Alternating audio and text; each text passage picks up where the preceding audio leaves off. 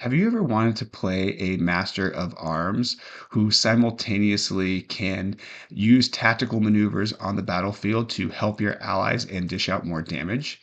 If the answer to this question is yes, then you are a Battlemaster. My name is Coleman Webb, and welcome to Limit Break 20. We take the characters you want to play and make them in Daggerheart. So let's jump into today's build. So first, let's talk about the archetype. Battlemaster fighters are one of the most versatile classes in Dungeons & Dragons 5th edition. What's amazing about them is they give players a lot of flexibility in how they want to play. Do they want to have force movement? Do they want to knock their enemies prone and give them advantage? And what's really unique is that they have a set of die that they get to either add to their abilities or add to an ally save or even their save or their defense. And so what we want to do is, while there's no Battlemaster subclass in Daggerheart, there is a way to actually build something extremely similar and in some cases I think even better. So that's what we're going to be building today. And when I think of the Battlemaster, I think of somebody who can basically use any weapon at their disposal with ease. And that's how we're going to build it today. And I think we're going to take it in a direction that is going to be a little surprising. So let's jump right into the build. Starting at level 1, we are going to jump right into Warrior. So with the Warrior, the domain cards that you get are Blade and Bone. And what you do is you spend 3 hope to gain a +1 to your attack rolls into your next rest. This isn't a hope feature I particularly love. I think it's okay. 3 hope to get a +1 until your next rest. I think it's a decent feature, but it feels kind of steep for just a +1 to all of your attack rolls. Next, let's take a look at their class features. So first, they have Attack of Opportunity. If an adversary within melee range attempts to leave that range, make a reaction roll using a trait of your choice against their difficulty and choose one effect on a success. Choose one effect on a success or 2 if you critically succeed. First, they can't move from where they are. Second, you deal damage to them equal to your primary weapon's damage, or 3, you move with them. This is pretty awesome. I really like this. Attacks of Opportunity are something that exists in a lot of tabletop games. And so having that feature to be able to lock down an enemy or provide additional damage to them if they try to get out of your grasp, I think is really, really important. Next, and I think probably one of the coolest that they have is called combat trading. Take a look. You ignore burden when equipping weapons. When you deal physical damage, you gain a bonus to your damage equal to your level. So this is really cool because what this allows us to do is, one, always have an extra increase in damage just from leveling up. So I love features that just get stronger as you do. I think it's fantastic. The second is this means that you can take generally two-handed weapons that would be inflicting more damage in one hand and either choose to equip a sword or a shield, or, as we will be doing in our case, an additional weapon to do more damage. As for our subclass, we are going to be going Call of the Brave. And now I know what some of you might be saying. Coleman, Slayer's right there, and that just gives you an extra pool of D6 die. And why I think that Slayer is a good subclass, I think it's kind of difficult to take a resource like Hope and just exchange it for these dice that you can use on attacks. So that's one of the reasons why I decided to go Call of the Brave. But there's a couple different ones that I want to dive into. So let's take a look at Call of the Brave. So the first feature they have is called Courage. When you fail a roll with fear, you gain a hope. Okay, that is really awesome. What this just means is that you are going to be rolling with hope about 77% of the time. Wait a second, 77%? There's really only 4 outcomes. Well, that's true. But remember, anytime that you roll doubles, that is going to be a critical success. So there's really not just one option, which is success with fear, where you don't generate hope. It's a little bit more than that because of the fact that criticals exist anytime you roll a double. So it's about 77% of the time we are generating hope. And that is big. I mean, this just means more often than not, you're going to be able to effectively just have hope with almost any role. And that's going to be an awesome feature to have, which kind of maybe makes using their hope feature a little bit more palatable if you are generating hope an additional 22 to 23% more than you generally would. Now, the second feature they get is called Battle Ritual. And I really just felt that this was sort of an on point and thematic theme for our Battlemaster. So let's look at what it says. Once per long rest, before you attempt something incredibly dangerous or face off against a foe who clearly outmatches you, describe what ritual you perform or preparation you make. When you do, clear 2 stress and gain 2 hope. That's fantastic. Just the ability to clear 2 stress and gain 2 hope. If you're getting ready to fuel your abilities and resources before you go into battle, or maybe you're in the middle of the battle and your DM just pulls a bait and switch and you think you've beaten the boss, but then you see the giant monster come out, or maybe it evolves into this demonic essence or spirit, and now you're in sort of the second phase of the fight. Bust out battle ritual and get right back in there. Now, for our traits, we are going to be doing something a little bit different than what you would probably think or what the class suggestions are for traits. So let's take a look. So for our +2, we are going to actually be going knowledge. Now, this might be surprising to some of you, and hear me out. When you think about knowledge, really the only class that uses knowledge for their spellcasting trait where it would be primary is going to be the wizard. It's the only one. Even with some of the new void subclasses that are coming out in classes, knowledge isn't a primary stat. So what's really cool is that we're going to be able to take advantage of this in a couple different ways later on in the build, and it's not going to be too late. You guys know me. When I try to build a character archetype, I try to get it online as fast as possible because there's only 10 levels in Daggerheart. For our second +1, we are going to be taking agility. Every one on top of that is just going to be kind of pick your preference. But for this character, I also maybe want to have a little bit of a high instinct. And then our -1, presence. We're not going to be good at making those social checks, or not as good as we should be. Now, for our weapons, we are going to be taking advantage of combat training. And so what that means is that we are going to be taking a longsword. So we look at the longsword. So the longsword deals a d10 plus 3 worth of damage, and it's generally two-handed. But remember, because we are a warrior, we can equip that in one hand and take a secondary weapon in our offhand. So for our second weapon, we are going to be taking a short sword. This also uses agility, uses a d8, but the reason we want this is because it has the feature called paired. This gives you a +2 to your primary weapon damage to targets within melee range. I love this. So what's really cool about this character that we're creating is we're really creating this two-handed sword wielding, just absolute tactician on the battlefield. And I think it's absolutely on point and thematic. So what this means is that we do a d10 plus 3 plus additional 2. So right from the rip, we are doing 10.5 points of damage on average, and we get a +1 to our damage as a level 1 warrior. So that is absolutely awesome. The fact that we're doing over 11 damage right out the gate is absolutely incredible. Now, for starting armor, I really don't think that there is a wrong answer to go. You could take Gambeson armor if you want to increase your evasion, make you harder to hit. But I think the right answer for us and our character is going to be chainmail. And if you take a look, chainmail gives you a base threshold of 7 plus your level. So we're going to start at 8 before you hit major damage, and then it's going to be 16 by the time you get to severe damage, which is great. But it does give us an extra armor score, so that gives us 4, which means that we can use that to reduce the amount of damage we take.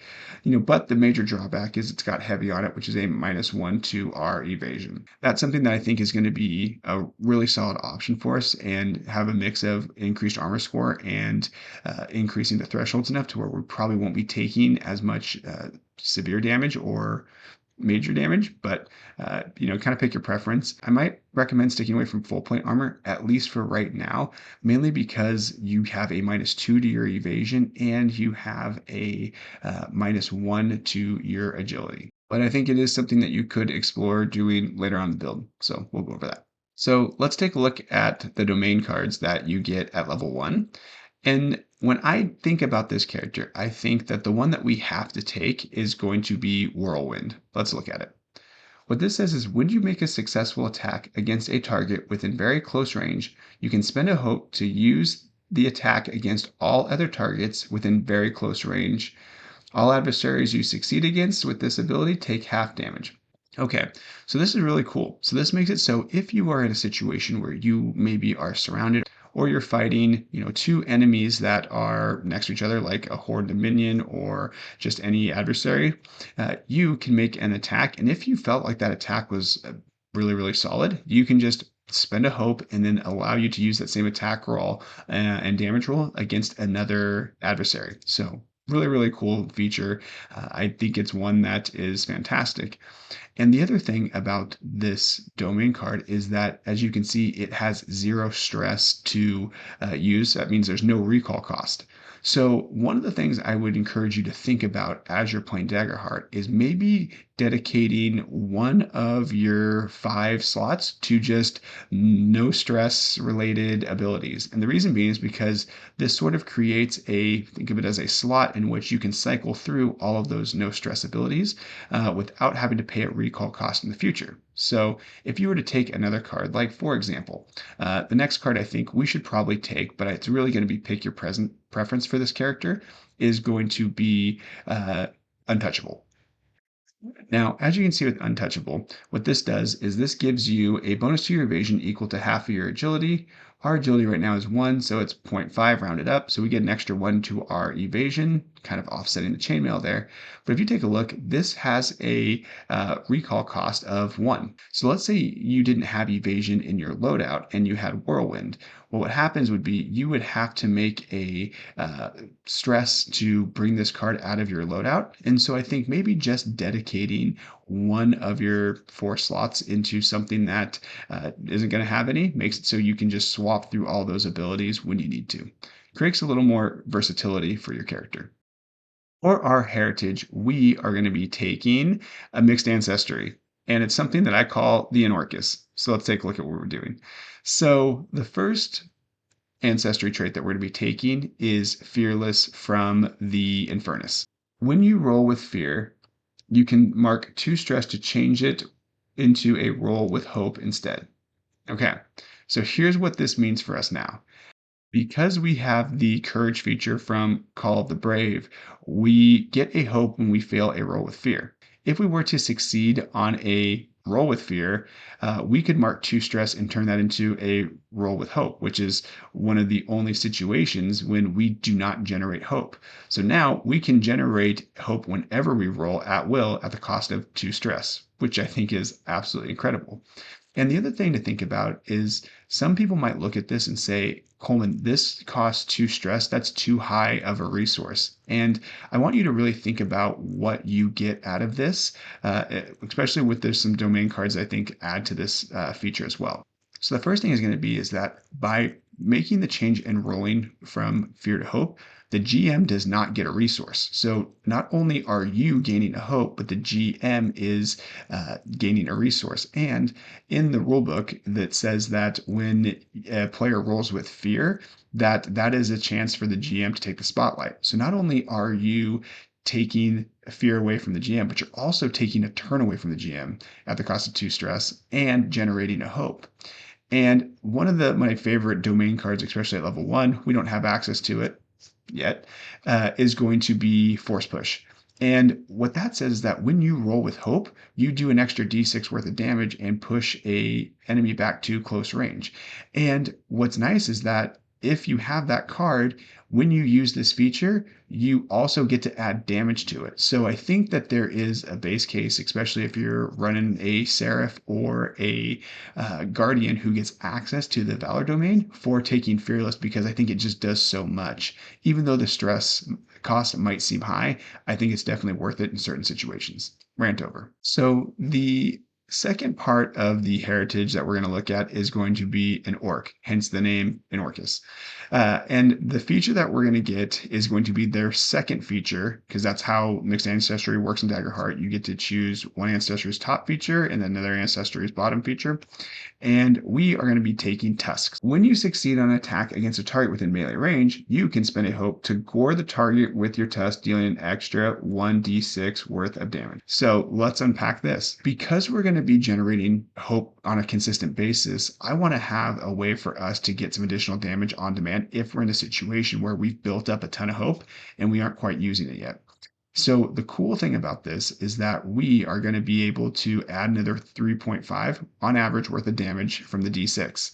So what that means is where we were getting to that 11 and a half points of damage, we can now spend a hope and punch that up to 15, which I think is fantastic. So really good feature. And I think it kind of, when I think about this character, I think they are this tougher, fearless type of battle hardened warrior, and nothing says battle hardened like an orc, in my opinion. Now, when it comes to community, it's pretty much pick your preference.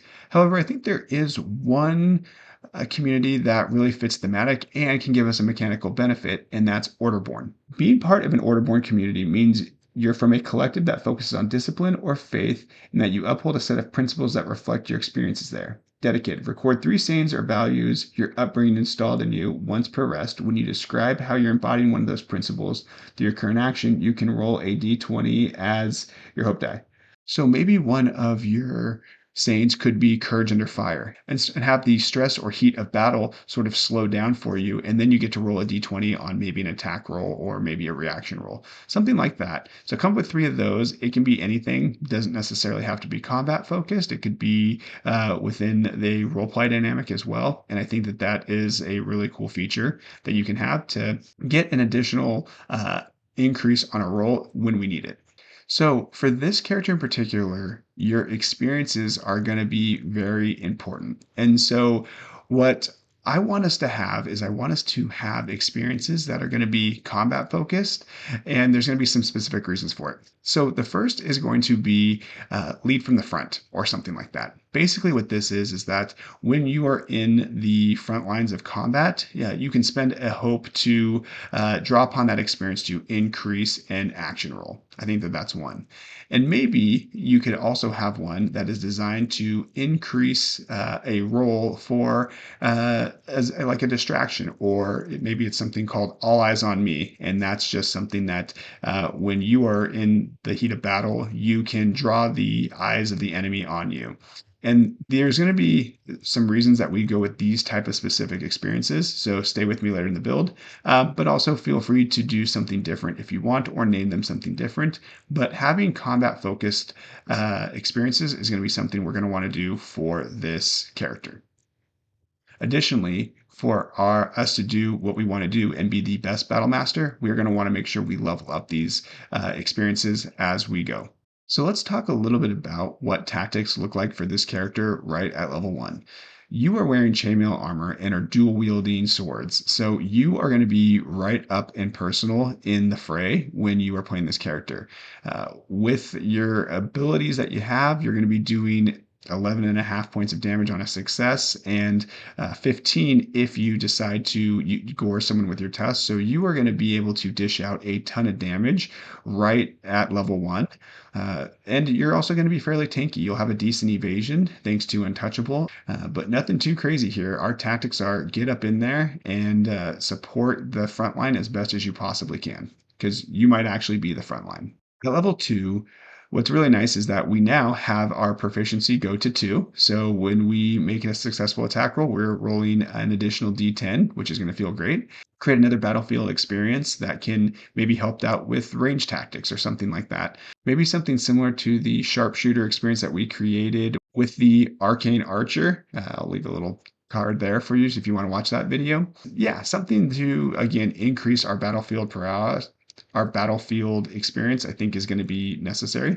But for our level up options, let's take a look at what we're going to want to do. So I think the first thing we have to do is we have to increase our traits. So we are going to increase our knowledge by 1 and our agility by 1. So now we have a +2 to hit with our short sword, and our knowledge is 3. Second level up option we want to look at doing is increasing our stress slots. I think right now this is going to give us the most out of what we need to do. It's just going to make it so we just have more resources to use when we need to mark stress. For our level 2 domain card that we're going to want to take, we are going to be taking strategic approach. And this is exactly why I want us to increase our knowledge. So let's take a look. After a long rest, place a number of tokens equal to your knowledge on this card, minimum of 1. So for us, that is going to be 3. The first time you move within close range of an adversary, you make an attack against them. You can spend one token to choose one of the following options. You make the attack with advantage, you clear a stress on an ally within melee range of the adversary, or you add a d8 to your damage roll. When you take a long rest, clear all unspent tokens. This is why we wanted to increase our knowledge, is because now we have 3 tokens that we can use at any point in time to add to either helping our allies, increasing our damage, or making us more accurate. To me, that is awesome and really feels like the battle master of the party, right? You can increase your damage, you can help your allies out. And what I love about this domain card is that it's something that just happens. There's no need to spend a resource on it. Now, the caveat is it's the first time you move within close range of an enemy, so keep that in mind, but still being able to use that 3 times. And if you are just using this for damage increase, you're adding an additional 4.5 points of damage. So 13 points of damage just from having this card, which is fantastic. And you're not spending any resources to do it, which is huge. And what I really love is that right here at level 2, we are going to be having this character archetype completely online. That is going to be a really fun thing to roleplay and to do in battle, just to create that wise and dangerous battlefield savant, and I love it. All right, level 3. So at level 3, for our level up options, we're going to want to increase 2 of our experiences by 1. We are now going to do lead from the front and all eyes on me. And if you added your other one, you could do that one too, but it's going to be sort of up to you on which ones you want to do. Now, for our second level up option, we are going to be taking an additional domain card. So let's take a look. So the domain card that we are going to be taking at level 3, at least one of the 2, is Tactician. Let's look at what it does. When you help an ally, you can spend a hope to add one of your experiences to their roll alongside your advantage die. When making a tag team roll, you can roll a d20 as your hope die. So that latter part, the d20 as a hope die in a tag team roll, it's pretty good. Tag team rolls, I think, are one of the coolest parts of Daggerheart. You spend 3 hope to initiate it, and then basically you and another party member get to just do a cool combo attack and roll your duality die. You take the higher of the 2 rolls, and if you both hit, you roll damage, and then you add it together. You're most likely doing severe damage. It's really, really cool and thematic. So that's a cool feature. D20 for the hope die on that. But why we're really here is for the help action. In Daggerheart, players can spend a hope die to help an ally to give them advantage on an attack, which is kind of why we wanted to take an all eyes on me, or again, lead from the front. What you get to do is they get to add that d6, but they can spend a hope and take that experience that you have to add to that, giving you a +2 to their roll, which is going to be a +5.5, which is awesome. So not only now for our Battlemaster do we have those additional damage dice or the tactician tokens in order for us to do some really cool things in the battlefield. Now we are even better at helping our allies in battle because we can increase not just the advantage die, but with an experience. And if we take it a step further, the fact that you have Call of the Brave and Fearless means that you should be generating hope all the time. So again, this is something that we're going to be able to take advantage of on a regular basis, which is why Call of the Brave was so important for us to take as the Battlemaster. Now, for our second domain card that we're going to be taking at level 3, it is going to be Versatile Fighter. And this domain card is awesome, so let's read it. You can use a different character trait for an equipped weapon rather than the trait the weapon calls for. When you deal damage, you can mark a stress to use the maximum result of one of your damage dice instead of rolling it. Okay, so now what's really cool with this is we don't have to use agility to make our weapon attack rolls. We can use knowledge, and this makes us single trait dependent, or STD. Still working on the acronym. But what's really cool about it is that we don't have to continue to level up agility. We probably should because we still have untouchable, but now we get to have a +1 to our attack rolls with our knowledge. So when we increase knowledge, we increase our tactician tokens, and we're increasing our chance to hit, which is absolutely fantastic. Now, the other feature that we have here is we don't really have a big stress mechanic with this character right now, but now that completely changes everything. So what we can do is when we make an attack roll, you mark a stress and you just deal the maximum damage of one of your dice instead of rolling it. So this is going to be doing wonders for our damage output.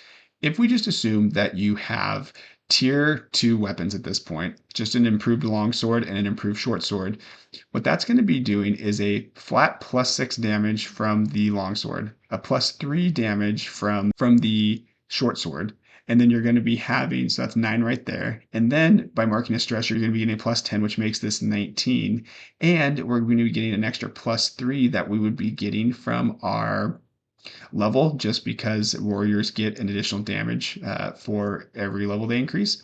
So right there, you are doing a flat 22 points of damage at a minimum, and then you still have another dice roll, which could add, 5.5 on average. Plus, you could spend a hope to add another 3.5, making that an extra 9. So right from the rip, you can be doing like 30 points of damage. Yeah, I just did the math. It's 31 points of damage by marking a hope and a stress. And that's awesome. I mean, that's a big deal. And the fact that you just get that +10 from your weapon is huge. At this point, you could look at switching to full plate armor. Reason being is because our agility score isn't as necessary because we can use knowledge for our weapon attacks. That might actually throw down your evasion at future levels if we continue to increase agility, but it would increase your damage thresholds by a little bit, making you a little bit tankier to hit, especially because so far we haven't increased our health at any point in time. So just something to think about. With level 4, when we look at the level up options that we want to take here, I think we have to increase our HP and our stress. We've done a lot to build our character's experiences and traits, and as well as take the domain cards that we need to get our build online. So let's do that. For our domain card, I think the one that we have to take is going to be redirect. Let's take a look at it. When an attack made against you from beyond melee range fails, roll a number of d6s equal to your proficiency. If any roll a 6, you can mark a stress to redirect the attack to damage an adversary within very close range instead. Here's why I think that this is important. One is that it only has a recall cost of 1 stress, so if you had to put this into your loadout, it's not the worst thing to pull it out again. But what I really like about it is that this gives us the ability to roll d6s and have the chance to damage an enemy from beyond melee range. And what's really cool is that this doesn't cost us anything unless we succeed. So basically, someone shoots an arrow at us, roll your d6s. If you succeed, you mark a stress, and then they're doing damage. Even if it was like a d4 or a d6, that's still going to be the enemy taking a hit point for 1 stress, and I think that that is valuable by itself. Now, I also wouldn't fault you for taking fortified armor. I know I went on a rant earlier about having a bunch of 0 stress options, and this would just give you +2 to your thresholds. So if you wanted to be a little bit more tanky, or there wasn't anyone else absorbing damage and you felt like you wanted to just give yourself a little bit of a buffer, you could do that as well. And you would actually probably have a pretty beefy damage threshold if you're wearing like improved chainmail armor or improved full plate armor. With this, just makes you that much harder to take down. Level 5. So at level 5, we get a couple of different things. One, our proficiency goes up. So now our proficiency increases to 3. And we get to create another experience, which is great. So make whatever you want. So for our level up options, we are going to be multi-classing into Guardian. At this point in the adventure for our character, he has proven that he is completely worthy of being on the battlefield, able to help his allies, and just be really this bastion. But there's something that's calling him to take that to a deeper level. He is wanting to be a protector and just an absolute monster on the battlefield.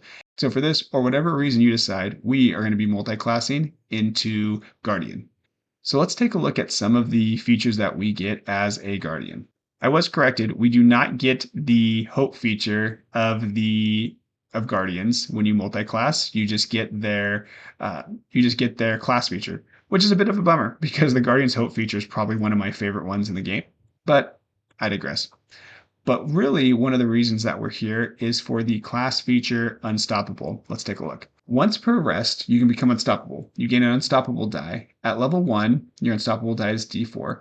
Place it on your character sheet in the space provided, starting with the value 1 facing up. When you make a damage roll that deals 1 or more hit points to the target, increase the unstoppable die by 1. When the die's value would exceed its maximum value, or when the scene ends, remove the die and drop out of unstoppable. At level 5, your unstoppable die increases to a d6.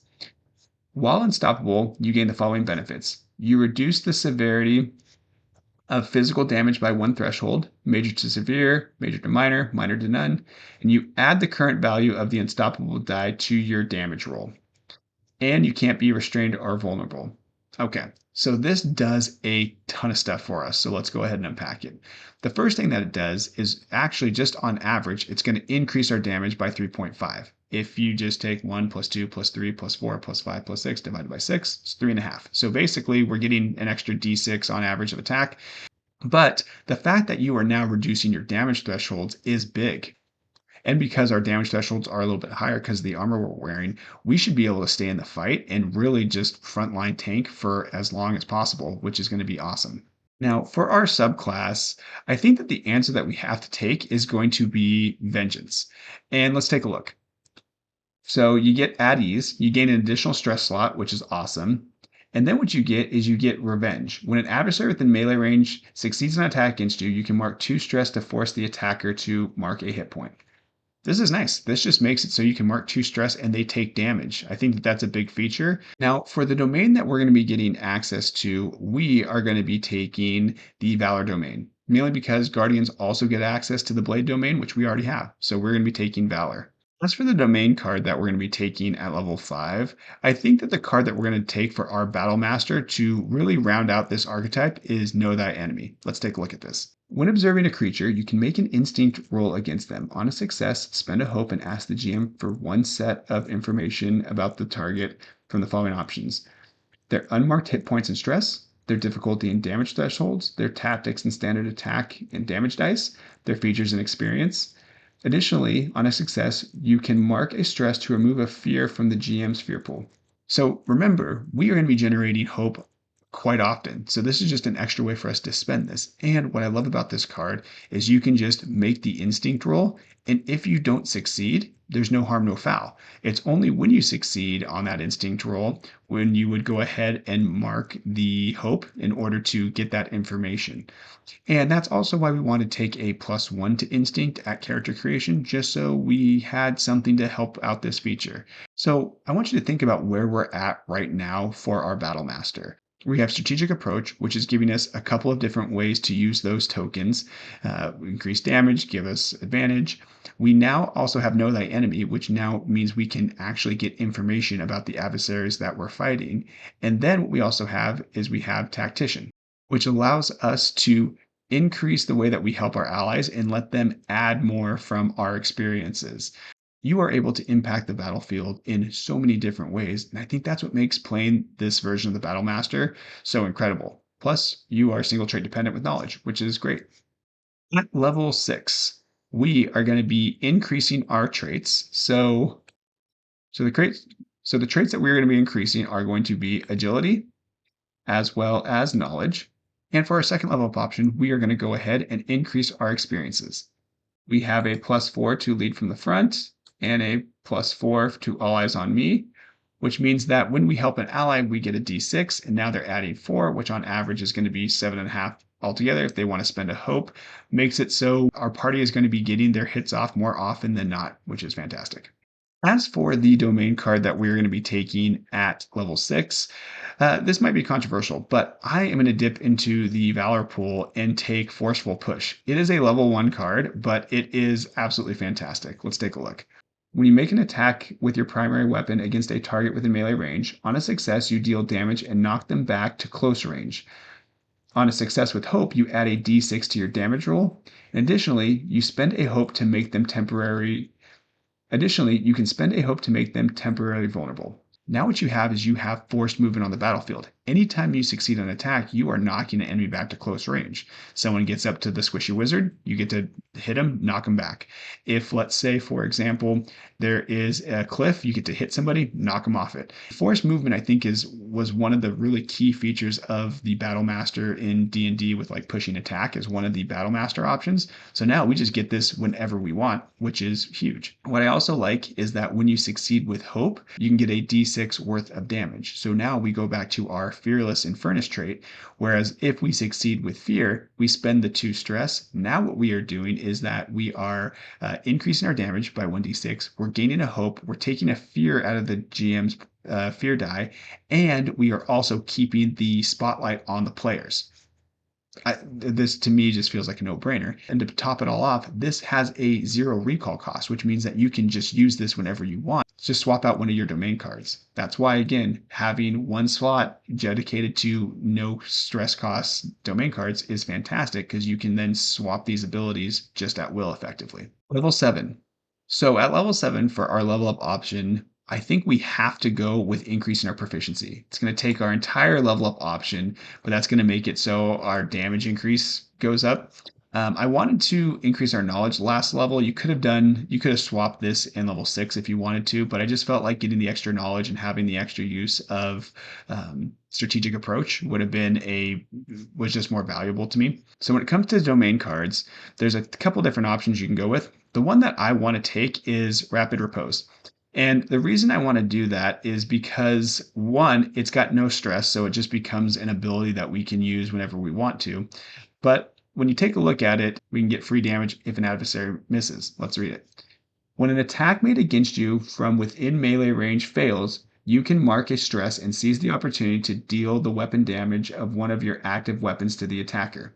So again, our evasion is not going to be crazy high, especially if you decide to jump into plate armor, but it's not going to be low or anything to sneeze at. Probably going to be middle of the pack. So the fact that we can just mark a stress to deal damage, you combine this with redirect. Now if an enemy shoots us from range, we can roll our proficiency. If we get a 6, we get to throw the arrow back, or we get to return the attack back to them. Or if they're within melee range, now if they miss, we get the ability to counter them and deal damage. So again, makes us that really dangerous frontline fighter on the battlefield that is just going to be dishing out damage in a bunch of different ways. And remember, you can always use revenge to mark 2 stress and just deal 1 HP worth of damage to somebody within melee range. So a couple different ways to sort of throw some counter punches, and I really like it. I think a couple of good sort of notable mentions would be Glancing Blow, where if you miss, you get to deal damage with half your proficiency, or even Cruel Precision, where you get to add your agility or finesse to your weapon attacks. Those are ways to increase your damage a little bit, but Glancing Blow might be another good option for you to consider. All right, level 8. We are now in the fourth and final tier of gameplay in Daggerheart. So at this level, we get another proficiency increase, which is great because now we've gone from 4 to 5 to our proficiency. So you're rolling 5d10. We're going to create another experience. So whatever you want to make for your Battlemaster, go ahead and add to it. As for our level up options, I think we should just jump right into increasing our proficiency. Then we go from rolling 5d10 to 6d10. So that'll take our entire level up option, but more damage is better. I think this is also helpful if you've taken some of those other features, like maybe Glancing Blow, to where you're doing half your proficiency. So I think it's a good option. As for our domain card, I think for our Battlemaster, the domain card we have to take is Battle Cry. And it's mainly because I feel like this is really thematic and it's a really good support option for your party. Let's look at it. Battle Cry. Once per long rest, when you're charging into danger, you can muster a rousing call that inspires your allies. All allies who can hear you each clear a stress and gain a hope. Additionally, your allies gain advantage on attack rolls until you or your ally rolls a failure with fear. So this is pretty legit. So not only are you just giving resources back to the total party, but they are basically going to be able to roll with advantage until they fail with fear, which is, might be less than 25% chance that happens. And if you take an attack or you make a spotlight move or an action roll after you use this, not only do you get advantage, but if you do accidentally roll that failure with fear, you can use Fearless to make it a failure with hope to keep that advantage going to the next spotlight. Could be something cool and create some really cool moments at your table. At level 9, what we're going to do is we are going to increase our traits. So we are going to be capping out our knowledge at 5 and our agility at 4. So for our second level up option, I think we have to just increase our stress slots at this point. We have so many different ways that we can mark stress and do a lot of different battlefield maneuvers that I think it makes sense for us to try to get an increase in that resource as much as possible. For our domain card, I think the card that we have to take is going to be Gore and Glory. Let's take a look at it. When you critically succeed on a weapon attack, gain an additional hope or clear an additional stress. Additionally, when you deal enough damage to defeat an enemy, gain a hope or clear a stress. Now, that back half, I think, is the most important part. And I want to tell you why. Now, the first part I don't really love because there's no guarantee you're going to be getting a critical roll. Ha, see what I did there? That's not even a guarantee that's going to happen. In fact, my Seraph that I've been playing in Daggerheart has gone 3 sessions without rolling a crit. That doesn't feel great, but it happens. Sometimes it can be good when it does. It's going to be fine. It's going to be a good feature and it's going to feel great to get that extra hope or stress back. But the second part of that feature, you gain a hope or stress when you do enough damage to defeat an enemy, is massive for us, and I'll tell you why. This character is going to be putting out a ton of damage. So let's break this down. A D10 is 5.5 points of damage, times that by 6 is 33. You're going to be taking a +9 for your class feature that increases your damage by your level. You're going to be taking a +12 if you happen to have a tier 4, which we should hopefully have, legendary longsword. And you're going to be getting a +5 from a tier 4 short sword paired. That altogether is 59 points of damage with no resources spent. We're not talking about adding gore or adding unstoppable damage die. This is just right there making an attack roll on average 59 points using with this Battlemaster. So again, I think it's very possible that especially if there are minions or if there is a bunch of adversaries around you, that you could be doing a ton of damage. Or I want you to think about what happens if maybe you get a critical success or you spend a hope and use whirlwind, and now what you're doing is taking down 2 or 3 enemies. That could just be a massive resource generator for you. So something to think about as you are building this character. But for me, I think that more often than not, you're going to be taking advantage of this feature, which is fantastic. Level 10. So for our final level up options, there's a couple of different things we can do. For me, I'm just going to go ahead and increase our HP and increase our stress. And the reason being is because I want to make sure that we can survive the battlefield. We really haven't leveled up our HP since tier 2 of gameplay, and so there's a possibility that we might be able, we might be running into some dangerous combat encounters. Now, that is probably going to be negated a little bit because we did multi-class into Guardian and we have Unstoppable. But in the event that we want to create a little bit more survivability, that is a good route to go. The other option we have is just increasing our stress. So I think just trying to get as much stress as possible or stress slots as possible. No one's trying to get more stress, but trying to get as many stress slots as possible so we can fuel our abilities because we have a lot of them that we use with stress. This very stressed out character that we just have those resources available. Now, the one thing you could do if you want to, you could take an upgraded subclass here. If you were finding that you were getting your health below a certain threshold, subclass option I would maybe consider looking at would be called the Braves Rise to the Challenge. So if you look here, you are vigilant in the face of mounting danger. While you have 2 or fewer hit points unmarked, you can roll a d20 as your hope die. So that's a pretty big increase on your hope die to go from, I think it's going to be 6.5 to 10.5. So it's going to be like getting a +4 every time you roll with hope. And you could maybe use this a little bit where if, let's say, you drop to that 2 unmarked hit points, and that's kind of what you have before you go down, maybe go into Unstoppable then, and then you get to basically reduce damage. Hopefully, as long as you're not taking severe damage, you're not marking a hit point. And actually, you shouldn't be marking hit point anyways if you have armor slots. So I think that there might be a base case for this to sort of go into sort of this primal mode where you're just kind of last stand, being able to cut everything up, succeeding on your hope a little bit more. So that's one option. Now, the Vengeance subclass, Active Reprisal. When an adversary damages an ally within melee range, you gain +1 bonus to your proficiency for the next successful attack you make against that adversary. This is a little more situational, and I just felt like wasting a level up option on this might just be something that would only come into play once every little bit. But if you do have a bunch of martial characters, then you're all fighting together, could be a good one to have. For me, increasing our health and increasing our stress was the right option.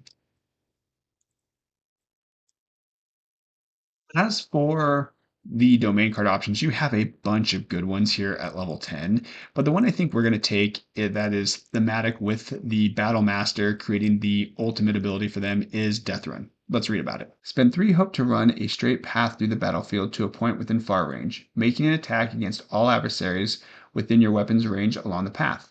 Choose the order in which you deal damage to the targets you succeed against. For the first, roll your weapon damage with a +1 bonus to your proficiency, then remove a die from your damage rolled and deal the remaining damage to the next target. Continue to remove a die for each subsequent target until you have no more damage dice or adversaries. You can't target the same adversary more than once per attack. Okay, so this I think is really thematic and on point for the ultimate ability of our Battlemaster. You are just going to be running through the battlefield, just striking down enemies as they come, which I think is really, really cool. But the fact that you're also just reducing the damage die for each enemy is really nice because then you're just sort of picking, okay, let's continue to remove the lowest piece of damage from the rolls. So with that extra proficiency, that's going to do 65 points of damage on average just with our weapon attack with the bonuses that we have and our level increase from being a warrior. Now, there are some honorable mentions. I think Onslaught's a good one. What this basically does is when you make a successful attack, you can't deal less than major damage, which is a minimum of 2 hit points. Additionally, a creature within your weapon's attack range deals damage to an ally. It doesn't include you. You can mark a stress to force them to make a reaction roll. On a failure, target must mark a hit point. This is actually similar to the active reprisal subclass feature. So if you didn't take that or you took health or you did something different, this is a way to get sort of a different version of it. But the reason I didn't take this is because we're already doing so much damage that it's more than likely going to be doing major damage most of the time, not always. But I just think that Death Run felt like it was more on point and thematic. And there you have it. We have created a Battle Master in Daggerheart. And I really feel like that this character just totally fits the vibe for what we're trying to do. When you think about strategic approach, having at the end of it 5 tokens that we can use whenever we want. And then what you have is you have the tactician where we can spend our hope to fuel allies advantage dice and then to have them spend a hope to use our experience to move that up even further, I think is fantastic. And then to also round that out with Know Thy Enemy, where we can just make an instinct roll. And if we succeed, spend a hope and get some information about an adversary. What I love about this character is that you progressively become more and more talented and wise on the battlefield, and that just feels great. Hopefully you enjoyed this video. If there are some different domain cards or different approaches that you would take to building a Battle Master, I want to hear about it in the comments below. Also, let me know if there is a build that you are thinking about or haven't been able to try to create, and I will put it into the hopper. If you like this content and want to see more of it, do me a favor and please subscribe to the channel. I appreciate you watching and your support. And until next time, my hope is that you roll with hope.